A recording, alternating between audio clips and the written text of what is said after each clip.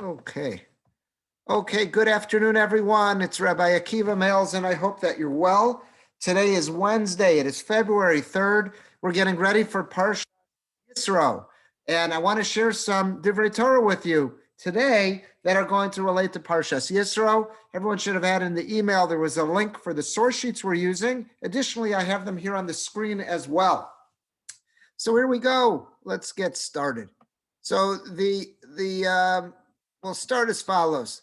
The Parsha begins, let's start right at the beginning of Parshas Yisro. The Parsha begins telling us, Vayishma Yisro Kohen Midyan Chosei Moshe. Yisro, who's the father-in-law, who is the Kohen Midyan, they translated here as the chieftain. He was in a position of leadership. Some say it could be at a previous point in his career, he was actually a priest. He was someone who had experienced all the various forms of worship in the world and turned away from them to join Bnei Yisrael.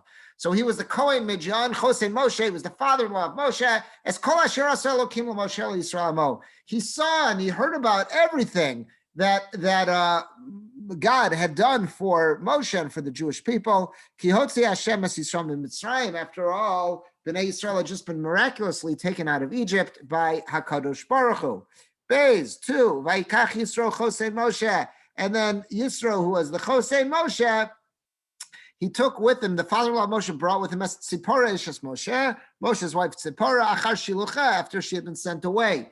The commentaries all say, what do you mean she was sent away? At the end of Parshas Shemos, we know that Moshe brought his wife and kids with him down to Egypt. That was the whole incident. They were on their way by a malon, by a hotel, and an angel set upon Moshe to kill him, and whereupon Tzipora gave a bris milah to one of their sons and saved Moshe's life. Where do we see that Moshe ever sent her away? So the commentaries all explain that after that incident, as they were approaching Egypt, they realized this wasn't the best idea for her and the kids, and they were sent back to Israel until it was safer, which would mean, absolutely astonishing, that Moshe's own wife and children did not witness Yetzias Mitzrayim. They did not witness the plagues, the makos. They did not have firsthand knowledge of the splitting of the sea. Absolutely amazing. And there's a dispute when Yisro joined the Jewish people. Did he join up before the giving of the Torah or after? So on the side Yisro joined up after the giving of the Torah, that would mean Moshe's own wife and children did not witness Har Sinai, which is just absolutely astonishing. Again, we take it that whole generation had firsthand knowledge of these events. Moshe's own wife and children did not have firsthand knowledge of Yetzias Mitzrayim, the plagues and the Exodus, and there's a dispute whether or not they had firsthand knowledge of the giving of the Torah at Har Sinai. Absolutely wild. Gimel 3, Veshnei Baneh. Yisro also brought along with Tzipora, Moshe's wife, their two sons. Asher Shem Echad Gershom. The oldest one was named Gershom. Ki Amar Gera Yisi Baretz Nachriya. That's the reason he was given that name. V'Shem Echad Eliezer. The second one was named Eliezer. Ki Elokei Avi Be'ezri Ve'yatzlenu Micherev Paro. Because the God of my ancestors was with me, and I was saved from the sword of Paro. Hey, 5. Vayavo Yisro Chosei Moshe V'Ishto El Moshe. Moshe's father-in-law Yisro, together with his wife and kids, they now join up with Moshe. Ela Midbar, they joined them in the wilderness. Asher Huchona Sham Har Elokim. That was the desert where they were encamped near the mountain of God, near Har Sinai. And again, there's a dispute. Did they join in right before the giving of the Torah, which is how it would seem in this parsha, because the Torah, the Aseret Sederos are given after this event, or is it out of order and they joined up after? Vav 6. Vayomer Moshe, and he says to Moshe, I'm your father-in-law Yisro, and I've come to join you. I've got with me, and he sends a message, either in writing or a person found Moshe in the camp and said that there's a guy standing outside the clouds. He says his name is Yisro, he's your father-in-law, he says he's got your wife and kids. Zion 7. So upon hearing this, Moshe leaves to go greet his father-in-law. Vayishtachu, and he bowed down to him. Vayishak lo, and he kissed him. Vayishalu, and he also, Vayishalu ish l're'eu, each one greeted one another, l'shalom, and they gave pleasantries and gave good wishes. Vayavo ha'olah, and then they entered into his tent. That's what we're told. Let's just see Rashi on the first pasuk. So I've got that here on the sheet, Rashi to 18:1. So it's Perak Yud Ches, Pasuk Aleph. Chosei Moshe. It describes Yisro. Who is Yisro? What's his calling card? What's on his business card? I'm Yisro. And what am I? I'm the Chosei Moshe. I'm the father-in-law of Moshe. So Rashi says, quoting the Medrash, Kan haya Yisro mischabed b'Moshe. Here Yisro prides himself upon his relationship with Moshe. I've got a son-in-law named Moshe. Ani Chosen HaMelech. I'm the father-in-law of your king, of your leader. But previously in their relationship, Moshe would attribute any greatness to his father. In other words, Moshe's business card back in the olden days when he was living in Midian would say, oh, I'm the son-in-law of Yisro. Now look how things have changed. Yisro introduces himself as, oh, I'm the father-in-law of Moshe. Meaning what? The one who's the most respected party is the one that the other party hangs their hat on. Right? In other words, I'll say, oh, who am I? I'm Males. I work for Young Israel. You may not recognize me, but you'll recognize the show. You might say, oh, whatever position a person is in, you'll say who you are, and you might know me better by this. So here, Yisro is saying, oh, my name is Yisro, but what really gives me prominence is I'm Chosei Moshe. I'm the father-in-law of Moshe. And interesting how things have evolved, because previously Moshe would identify himself as, oh, I'm the son-in-law of Yisro. Shenemar, it says back in Shemos, Vayashav el Yeser Chosno, that Moshe returned after the story, after the incident at the snet, the burning bush. Moshe returned to his father-in-law Yisro. So Moshe would identify him. What makes me famous? I'm Yisro's son-in-law. So he's my father-in-law. That's Moshe would, so to say, you might recognize me because of my affiliation with Yisro. Now look how the tables have turned. Yisro is saying, oh, you might recognize me because of my affiliation with Moshe. So I bring this up every year when I see this Rashi at the beginning of the Parsha. I always think of something my father told me. That I remember my father telling me at some point, and he says he was so proud as a parent to experience this, and I'm sure every parent has the same feeling. He said there was a point in his life where his kids would say, oh yeah, I'm Males, and I'm the son of Mr. and Mrs. Harold and Fagan Males. That's how they would introduce themselves. You don't know who I am, but you know my parents. And my father would say he was so happy in life when his kids grew older. They started to make their own way in the world, have their own accomplishments. And my father would meet people and say, oh, your name is Males? Are you the father of Hannah Males, my older sister? Are you the father of Josh, Aaron, Micah Males? That's the way you would remember. That's the way they would play the name game in Jewish geography. And my father would always say, it's amazing. Look how things have gone full circle, and nothing could make me happier. I remember my father always saying that. And I think of that every time I see this Rashi. That's exactly what Rashi is saying here. Look how things have evolved. And I'm sure Yisro was just as happy about this. Let's move on. The next Rashi to 18:7. So it's Perek Yud Ches Pasuk Zayin. So remember the Pasuk said, I'm just going back up to look at the Pasuk. Vayetze Moshe lekras chosno. Moshe goes out to greet his father-in-law. Then it says Vayishtachu. He bowed down to him. Vayishaklo, and he kissed him. But you notice how it never said who that he is. Who was the one who initiated this bowing and the kissing? Was it Moshe initiating this to Yisro? Or was it Yisro initiating this to Moshe? We don't know. So look what Rashi says here in 18:7, Yud Ches Pasuk Zayin. Vayishtachu vayishaklo. He bowed to him and he kissed him. So Rashi says, Eini Yodea, you can't know. You really don't know from looking at the Pasuk. Mi yishtachav elami. Who was the one who really made themselves submissive? Who was the one who showed this great anava, this great humility by initiating the bowing one to the other? As to say, wow, I'm bowing to you because you are in a greater position than I am. You don't know from the Pasuk who did that. Kishu Omer, but then when the Pasuk says, Ish l'reyehu, one Ish bowed to his friend, now it becomes clear. Mia karai Ish, who's called Ish? Who in the Torah is referred to as Ish? Zeh Moshe, that's Moshe. How do I know? Shenamar, because the Pasuk says, after an incident when Miriam and Devorah were speaking Lashon Hara about Moshe, it says, Va'ish Moshe, and the man Moshe was Anav Mikol Adam, was the most humble. So you see that the Torah referred to Moshe as Ish. So now that's the code word. I know how to read the Pasuk. So let's go back up to the Pasuk Zayin. It says, Vayetze Moshe lekras chosno. Moshe went out to greet his father-in-law. And then it says, Vayishtachu vayishaklo, that he bowed down and he kissed him. So one party is showing submission to the other. But who? v'yishalu ish l'reyehu. So it continues to say that same party that initiated the bowing and kissing also initiates the friendly conversation, one asks the other. So who is the ish l'reyehu? Ish is going on Moshe, because I've got a place in Bamidbar where it clearly refers to Moshe as ish. It says va'ish Moshe is anav mikol adam. And that's what I brought down here, the next pasuk. The next pasuk says, and that's on page 2, that's the actual pasuk. It's in Perak Yud Beis, chapter 12 in Bamidbar, and it's pasuk Gimel. It says, va'ish Moshe. And Moshe, with the man, was anav mod. He was the most humble, mikol adam asher al pnei adam. He was the most humble man from everyone out there. Okay, that's Rashi, and he's quoting a medrash. What I'm going to share with you now is that there is an incredible question on this Rashi. I saw people first attributing it to the Mizrahi, who's one of the commentaries, Achronim on Rashi, but we're going to see it goes way earlier. It goes to the Balei Tosfos. So here's the $1 million question on Rashi.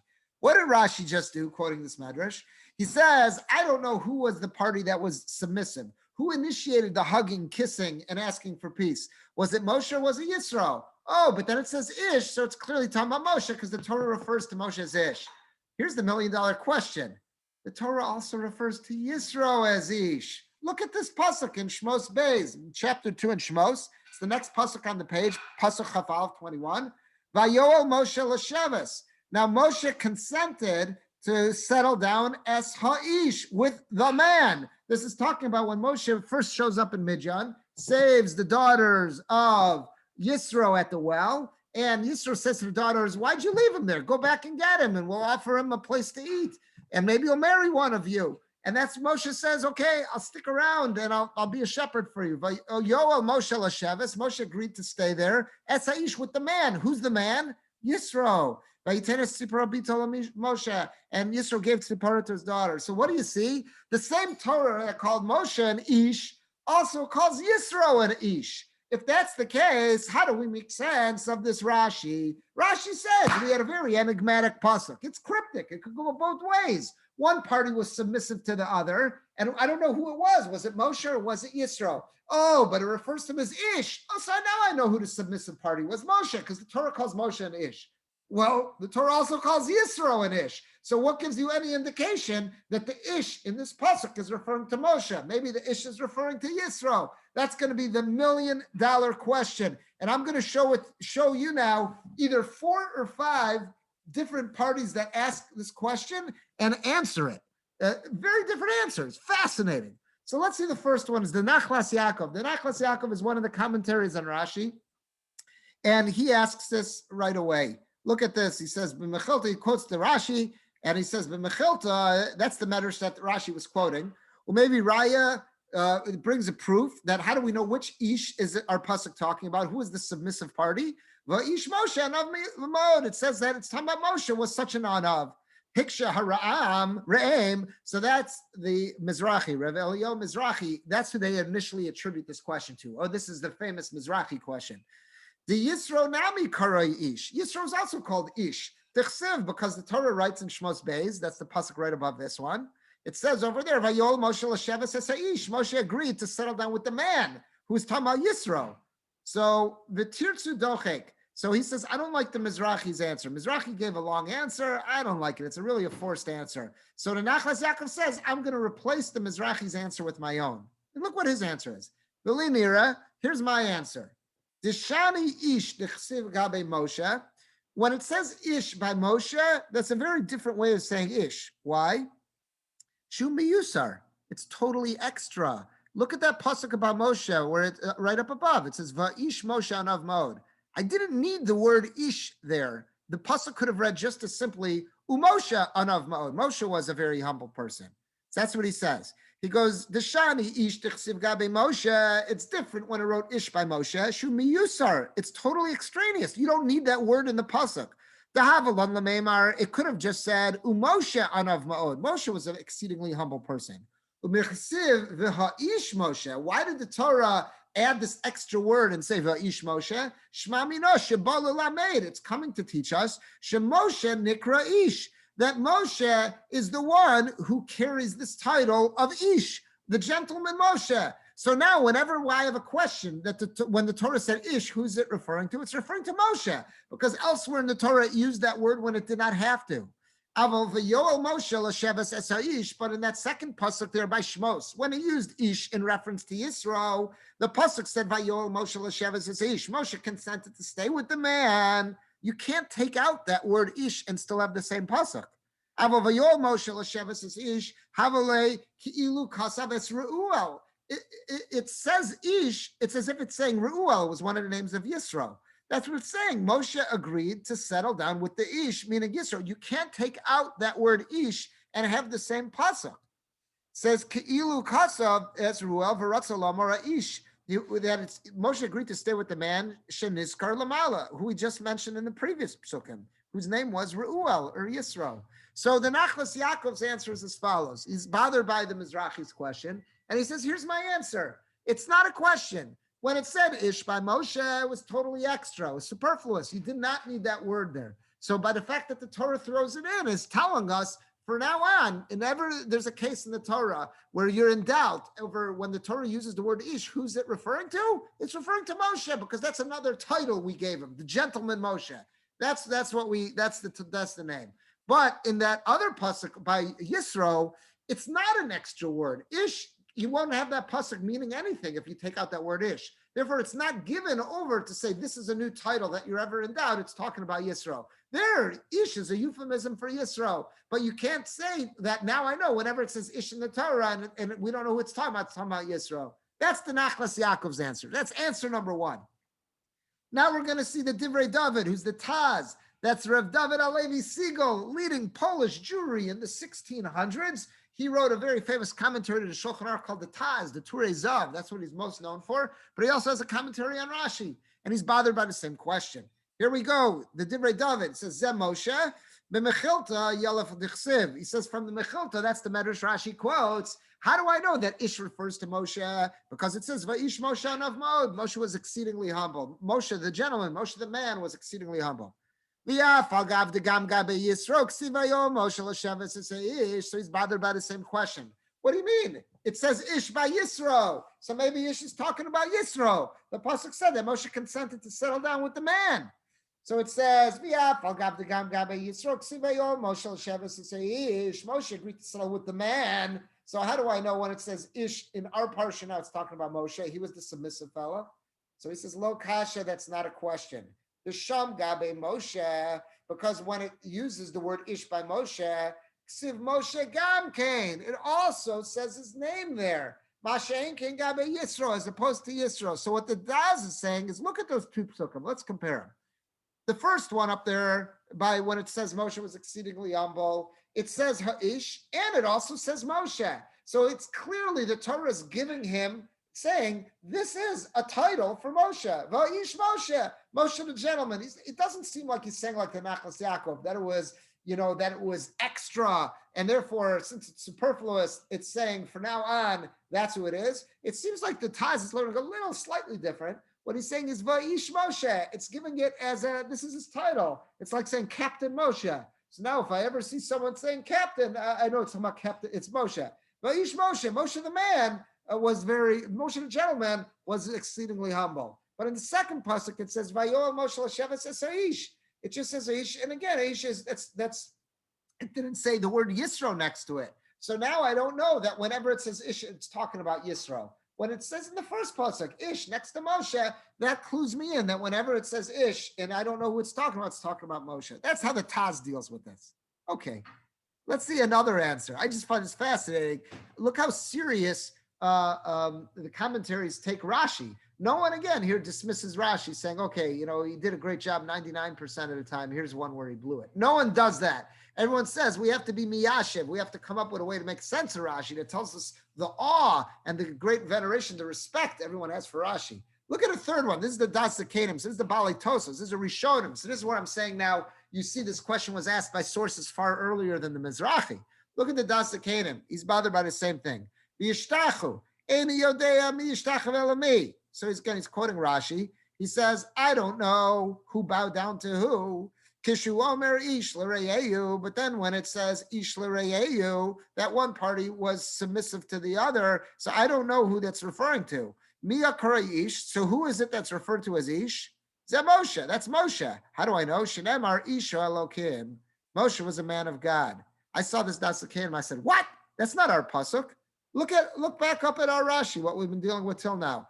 Rashi says, how do I know it's Moshe? Because it says, going back up top of page 2, it says, Mi Kara Ish, who's called Ish? Zeh Moshe, Shenemar, Va'ish Moshe. Talking from Bamidbar. Moshe was exceedingly humble. Va'ish Moshe Anav Mod. Look at the pasuk that Datsakanim just quoted. Datsakanim says, how do I know it's talking about Moshe? Because Moshe was called Ish. Where? Because it says, Shenemar, Ish HaElokim. Moshe was a man of God. What pasuk is that? So let's just take a quick look. It's the next one there. It's in Devarim. It's in Parshas Vizos HaBracha, the last parsha in the Torah. The Dasakedim had a completely different version of Rashi or a different version of this Medrash, that the proof text that it's going to say that Moshe was called Ish is not from Bamidbar, where he's the incident of where where Miriam and Aaron spoke Lashon Hara about him. Rather, it was Vizos HaBracha, the final parsha in the Torah. Look at that pasuk. Vizos HaBracha, this is the bracha, Asher Berach Moshe Ish Elokim. This is the bracha that Moshe was the man of God, blessed Bnei Yisrael before he died. So that's just observation number 1, is that Dasakedim had a completely different version of which pasuk we're going to as a proof text. And based on that, he asked this question. Next line in the Dasakedim, V'kasha, Da Yisro Nami Kara Ish. Yisro is also called Ish. Shenamar, because it says Vayol Moshe L'Shavas as Ish. So it's the same question. The difference is that, again, the Dasakedim is saying the Ish that Rashi used or the Medrash uses a different Ish for Moshe. But it's the same question. What indication is there that Ish in our pasuk in Parshas Yisro, the submissive party, is Moshe? It says the Ish did this. But how do I know that's Moshe if it's Yisro? Oh, because Moshe was called Ish in Vizos HaBracha. Shkoach. Yisro was called Ish in Parshas Shemos. So look what he answers. V'yesh lomar, done in Ish may Ish, vein done in Ish may ha-Ish. He says, the Dasakedim says, if the proof text was from the pasuk I said it is, meaning in Devarim, look what it says in Devarim. Zos HaBracha Asher Berach Moshe Ish Elokim, a 3-letter word, Ish. So now Moshe was called Ish Elokim. What pasuk are we trying to make sense of in Yisro? Look at it again. Pasuk Zayin. Vayitzeh Moshe lekras chosno v'yishtachav yishaklov yishalu Ish l'reyehu. A 3-letter word, which is Ish. So if you're trying to decide who is our pasuk referring to when it used Ish in a 3-letter word, that's Moshe, because elsewhere in the Torah it uses Ish in a 3-letter word to refer to Moshe. But by Yisro, true, it calls him Ish, but look back at the pasuk by Yisro in Shmos Perek Beis. Vayol Moshe l'Shavas es ha-Ish. With the hey, it's a 4-letter word. So he says that's a different Ish. So this is the answer that the Dasakedim gives. But you can only give this answer if the proof text you're going to say that it was Moshe was a 3-letter word of Ish. So he can only offer this answer if he had his version of the Medrash, which says that the Ish, how do we know that Moshe is called Ish? It's not from Bamidbar, but it's from Devarim. Only then could he give it. I thought that's fascinating. A completely different answer, but it only works because he had a different proof text. Look at his next answer, Odie Shlomar. Now he's reverting. You could say this could go either way, because this is like what the Taz says. Odie Shlomar, Shemoshe Nikra Ish Samuch Lishmo. It says Ish right next to his name, because remember, it says, if you look, and this could work for both, because it says here, it says in Devarim, it says, Zos bracha asher berach Moshe Ish Elokim. So again, it says Ish right next to his name. So he's saying Odie Shlomar Shemoshe Nikra Ish Samuch Lishmo. Or that could also be going on if you want to say it was the other one. Back in Bamidbar, it says Va'ish Moshe Anav Ma'od. So it uses Ish right next to his name. It never just says Ish. It says Ish and then Moshe. So he says, Od Yesh Lomar, again on page 3, Moshe Nikra Ish Samuch L'Shmo. Whenever it uses the word Ish in context to Moshe, it uses it right next to his name. Shenemar Va'ish Moshe. And there you see it's going back to Bamidbar. Va'ish Moshe. Mashenkin by Yisro, as opposed to Yisro. It just used the word Ish. It didn't say Va'ish Yisro or Yisro Ha'ish. It didn't say that. By Moshe, you've got both the word Ish and Moshe. So that could be saying like the Dasakedim or like the Taz. Those are, that's a second answer. We're going to see one more answer and then we'll move on. Again, I just find this fascinating to see so many commentaries bothered by the same question and the reverence and the respect that they're all treating Rashi with. So let's see. This is the Moshe Zakanim. This is another collection of the work of the Bali Tosfos. So let's see. So again, one party asks the other, how are you doing? So again, one party is submissive. Perish, he says, Rav Shlomo, so that's Rashi. Perish Rashi. I don't know who was the submissive party, who bowed down, who initiated the bowing. Kishu Ish Moshe. But then when it says Ish, Moshe. When the pasuk says Vaishalu Ish Lareo, now I know it was Moshe was the submissive party. How do I know? Dechsiva Ish Moshe Anav Mod. Quotes again from Bamidbar that Moshe, the pasuk says that the man Moshe was very humble. Umakshima Olam. Everybody asks. So you could see this tells you a little bit more about the origins of the question. We know it didn't start with the Mizrahi because we found the Das Zakanim asked it. But apparently it didn't even start with the Das Zakanim. He says, Makshima Olam. Everybody is bothered by this at the time of the Rishonim. Everyone in the base medrash. He says, everyone around the water cooler, everyone around the campfire, everyone's asking this question. Ve'ema ze Yisro. Maybe Ish is referring to Yisro. K'rechsiv, like it says in the beginning of Shemos, Vayo Moshe l'sheves haseish, that Moshe decided, he consented to settle down with the man who's referring to Yisro. So look what he says. V'yesh lomar. So what's the answer? The Moshe nikra Ish. I know Moshe is called Ish. T'chsiv asher berach Moshe. He again is going to V'zos bracha. That it says Moshe is. It says this is the bracha asher berach Moshe Ish Elokim. V'dan an Ish me'ish. V'dam elev and dan Ish me'ish. So that's the same first answer we saw in the Das Zakanim. But look at his second answer. V'odi Shlomar. Here's the second answer. Mi nikra Ish gabe anava. Again, what's going on here? We're trying to figure out who is the more submissive party. So if I want to say in general, who's more submissive? Oh, there's an indicator, Ish. Okay, well, there's two parties in the Torah who are given the nickname Ish. One is Moshe and one's Yisro. Is there any in context that would seem to indicate an Ish who has a habit of acting in a submissive manner? That would be Moshe.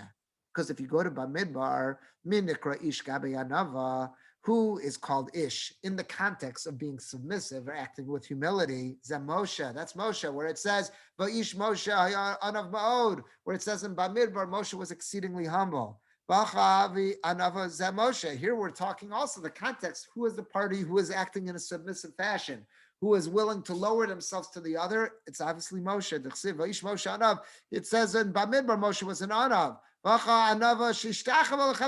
here's another display of anava, another act of humility that he's bowing down, one party bowing down to the other. So it makes sense. You're right. There are two people in the Torah that are called Ha'ish. One is Moshe and one is Yisro. But if I have to choose, which one are we referring to here?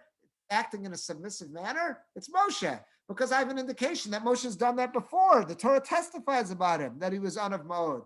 Never do we see Yisro, any indication about him that he was such an Anav or acting in a submissive manner. And therefore, that's the last answer the Moshe Zakanim gives as to how do I know to make sense of this. Again, I thought this is just fascinating. 4 or 5 different answers to the same question and the reverence in which everyone's dealing with Rashi, nobody dismisses him. Fascinating. Okay, let's go on to another point. I want to share with you a powerful and an important Ramban. Nachmanides, a very, very powerful Ramban that comes up in this week's Parsha, and he refers back to a very important and fundamental teaching of his that he has back in Sefer Bereshis. And let's see this together. So this is still at the beginning of the Parsha, when Yisro is reunited with Moshe, and now he's explaining to Moshe what made me give everything up and come join you guys in the wilderness. So Vayomer Yisro, Baruch Hashem, Asher Hitzil Eschem Miyad Mitzrayim and Miyad Paro. Blessed is Hashem, who's rescued you from the hands of Egyptians, from the hands of Paro. Asher Hitzil Esam Mitachas Yad Mitzrayim. God has rescued your people from beneath the oppression of the Egyptians. Yud Aleph 11. Ata Yadati, now I know, Ki Gadol Hashem Mikol Elokim, that God is greater than any, this Mikol Elohim. God is greater than any other false deity that's out there. I've studied them all. God is greater than everything. Mikol Elohim. What makes me so convinced? Because the matter that the Egyptians had acted maliciously against them. It's a very weird puzzle. Is that the matter, how do I know God is greater than all the other false gods? Through the matter that they, meaning the Egyptians, had acted maliciously against them, against the Jews. It's just like a weird sentence. It's leaving you hanging. Now I know God is greater than all the others who claim to be gods because the Egyptians, had acted maliciously against them. What? What does that mean? So then he starts to bring offerings. He brings an olah, completely burnt offering, and other offerings to God. So Aaron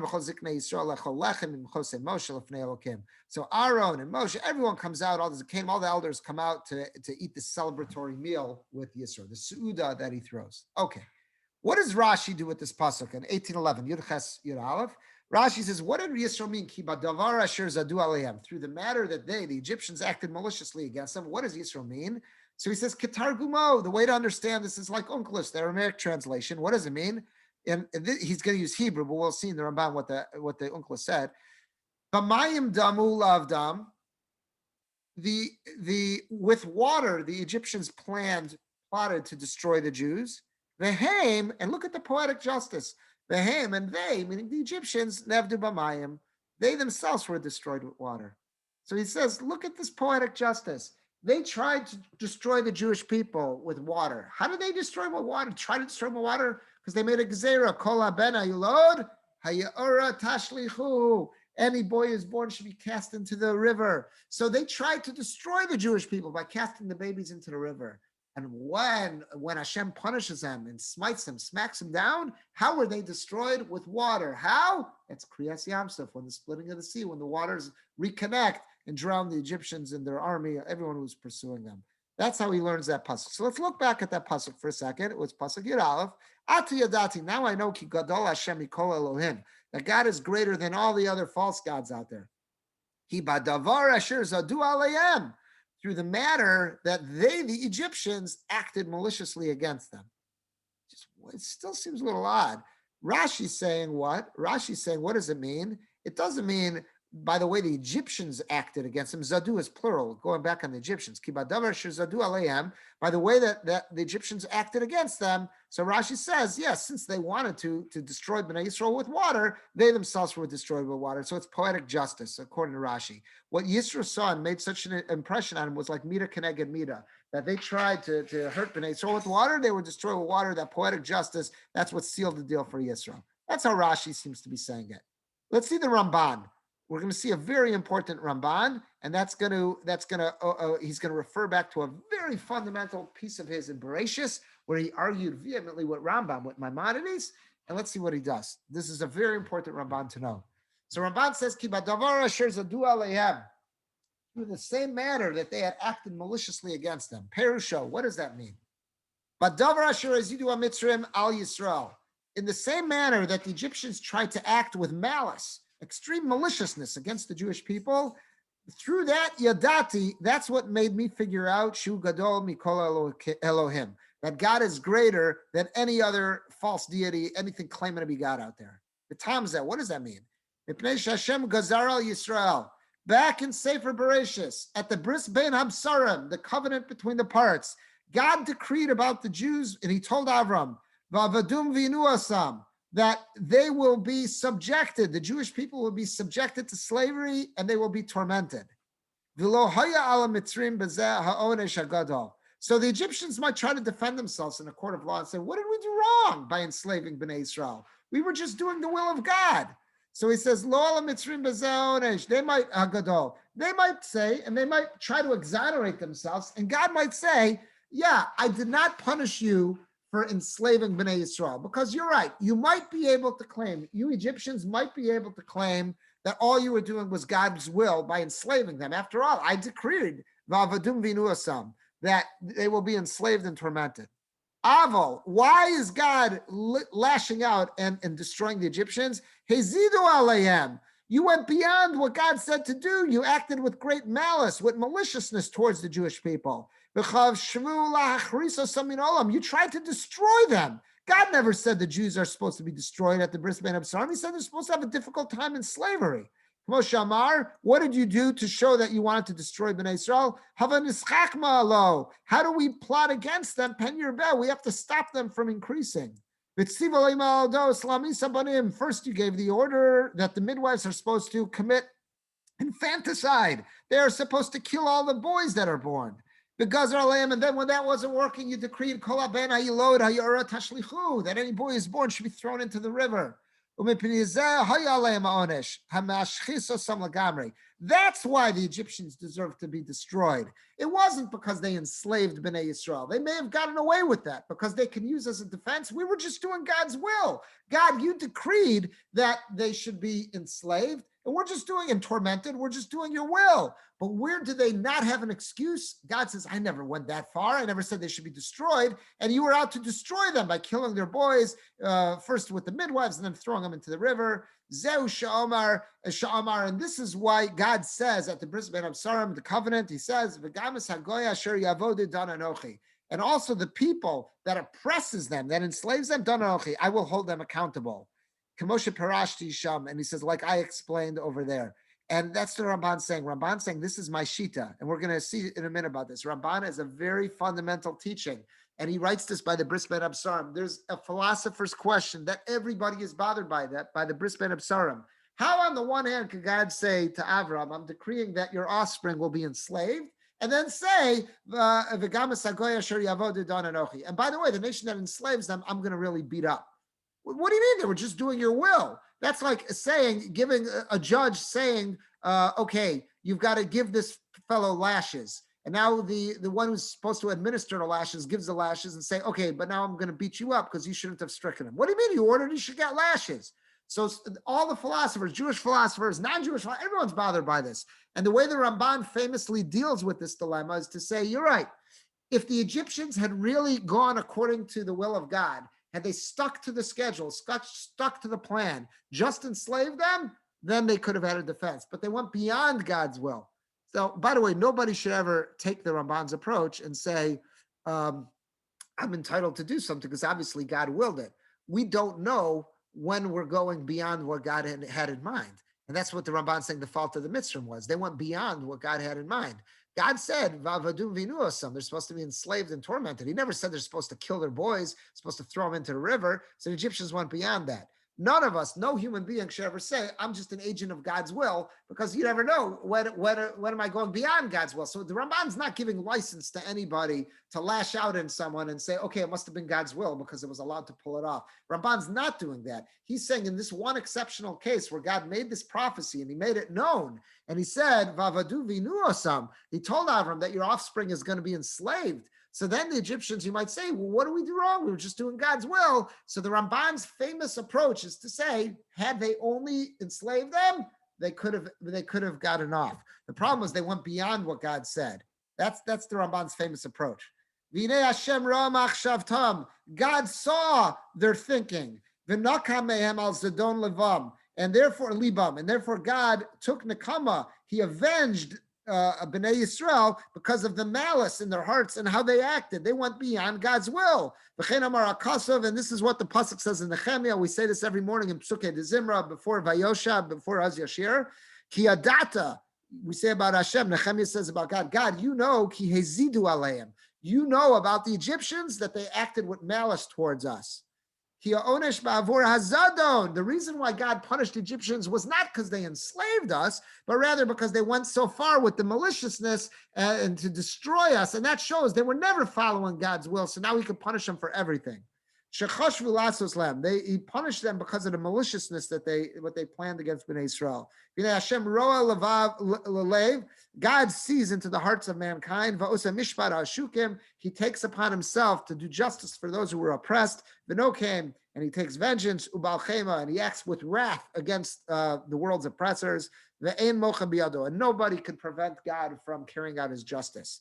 And now the Ramban concludes by saying, that's how I'm going to learn Pshat in the Unklis. Remember, Rashi said Pshat in Unklis, and now we're going to see Ramban is going to say slightly different. Rashi said Pshat. What was the Targum that just up above? But Mayim Damu, that the Egyptians wanted to hurt Bnei Israel with water, loved them. That's what B'mayim Damu loved them. They wanted to destroy Bnei Israel with water by throwing the boys into the river. V'hem navdu b'mayim, and the Egyptians were drowned by water. So the poetic justice, the Mida Keneged Mida, according to Rashi, that's what made the impression on Yisro. Ramban's going to say no. He's going to lead it a little different. Look what the Ramban does. V'unklus Shamar, and Unklus who says at the end, let me just, I have one with Nakuda, so I want to read this properly.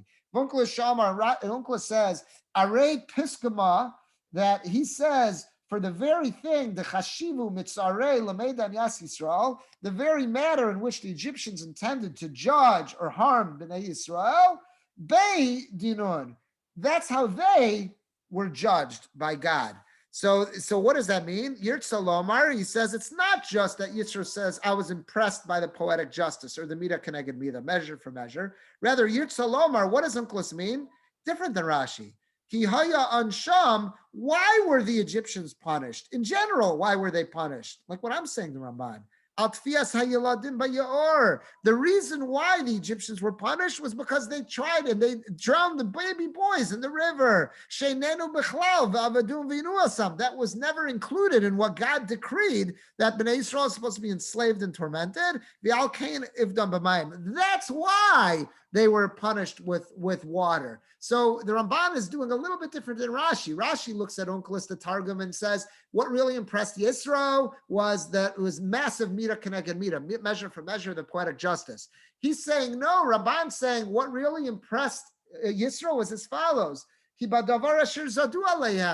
that Hashem took out his vengeance on the Egyptians. Why? Because he understood the malice in their hearts. Hashem saw about the Egyptians. They went beyond what was the prophecy. They went beyond what it was that God intended to happen to the Jewish people. And when Yisro saw that, wow, look at that. Look what Hashem did. He held them accountable, even though he said at the Bris Ben Absarim, that they're going to be imprisoned and enslaved and tormented. So how could he hold the Egyptians accountable? Because they went beyond that. And that idea, that level of justice, and look how Hashem was standing up for Bnei Yisrael, that's what made this massive impression on Yisro. So here's the Ramban throwing that in here, his famous answer to this question from back in Bereshis. Now he's using it here to say this is pshat in this pasuk. I found that's fascinating. Let's just conclude. I want to share with you, this is from a larger article, but just a couple paragraphs from this article. Rabbi Chaim Jachter lives in Teaneck, New Jersey. He's as Ashkenazi as they come, but he's very knowledgeable in Sephardic minhagim, so he's actually the rabbi of a Sephardic shul. It's very, very unique situation. He's a rabbi of a Sephardic shul in Teaneck, New Jersey. He's also on the Beis Din in Elizabeth, New Jersey. He's very proficient with Gittin and also very proficient with Hilchas Erevin. He does a lot of Erev consulting work for communities around the country. I had a chance to get to know him a little bit when we lived in Pennsylvania for a number of reasons. And I try to stay in touch a little bit. He's a wonderful person. He's also a Rebbe. There's a famous yeshiva high school for boys in Teaneck, New Jersey called TABC, Torah Academy of Bergen County. He's a Rebbe there in the high school as well. So this is an article of his. Let's read this together. Were the Egyptians punished for doing God's will? The problem. The story of our suffering in Egypt was foretold to Avram Avinu at the celebrated event of Brit Ben Absarim. Included in this disclosure is Hashem's promise, that I will judge the nation that they serve. Rashi explains the word dan to mean punish. According to this approach, Hashem notifies Avram hundreds of years before the Egyptian exile and enslavement that he will punish the Egyptians for enslaving us. This interpretation is quite problematic, as it appears unfair to punish the Egyptians for executing Hashem's will. Hashem revealed to Avram that his descendants will be exiled, enslaved, and will suffer. It would seem that the Egyptians were performing a mitzvah when they enslaved us, and even when they made us suffer, since they were fulfilling Hashem's plan. The Egyptians would seem analogous to the Beit Din employee who administers malkot, the punishment of flogging, to one who deserves such punishment according to Torah law. The one who administers malkot is not punished for his deeds. Then why should the Egyptians be punished for doing precisely what they should have been doing? So first he says Rambam. Rambam is Maimonides. He's the first one who famously weighs in on this dilemma. Rambam's solution. Rambam in Hilchos Tshuva solves this problem by asserting that unlike the individual who administers malkot in Beis Din, the Egyptians were not commanded to harm the Jewish people. God never said, okay, I'm asking a specific people to enslave Bnei Yisrael. Rambam argues that Hashem merely informed Avram Avinu what would happen to his descendants. He believes that each Egyptian had the choice whether to enslave the Jews or not.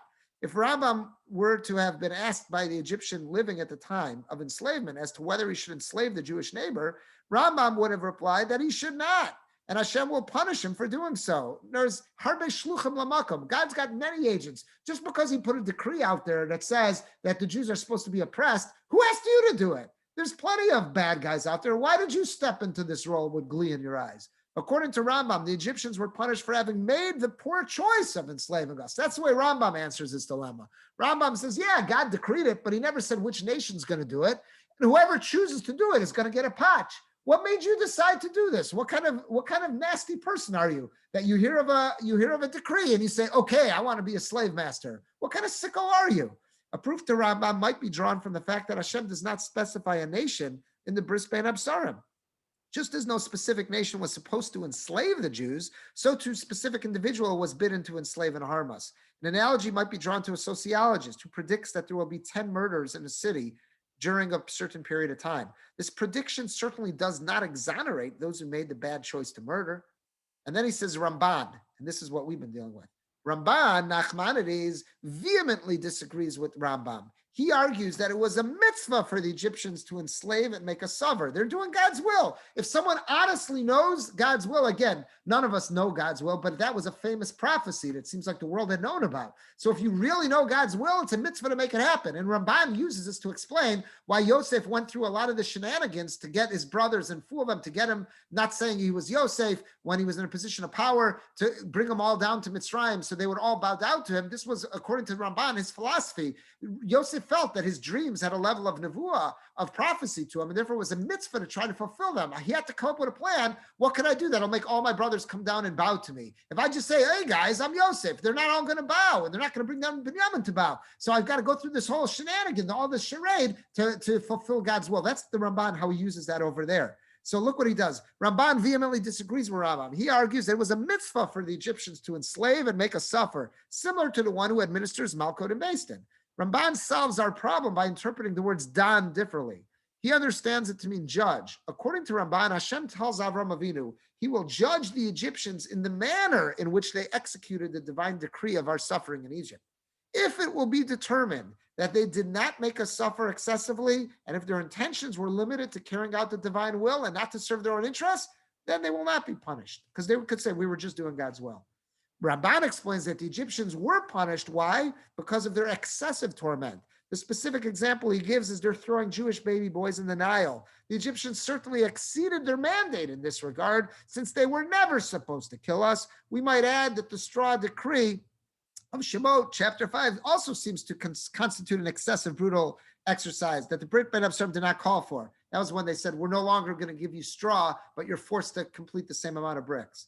Ramban implies that we could even say that the enslavement described in Shemos might be construed as reasonable within the bounds of the bris, but already at the more intense stage of slavery described in 114, the Egyptians had exceeded their mandate. So just so we know, this is a very famous position of the Ramban. The Ramban uses this position back in Sefer Bereshis to explain the Bris Bein Absarim. Where's the justice in God saying they're going to be slaves and I will hold the enslavers accountable? He uses it to explain, Rabbi Jachter didn't write this, but I'm telling you, he uses this also to explain one reason why Yosef went through the whole process of pulling the charade on his brothers to get them to all come down and bow down, because this was his intention, was to fulfill, it was a mitzvah to fulfill God's plans, and God had revealed to him that they're all supposed to bow to him. So he wanted to make that happen. But then the Ramban also uses this here in our Parsha, in Yisro, to explain what was it that made such an impression on Yisro. Going back to that pasuk of Yud Ches Yud Aleph of 1811,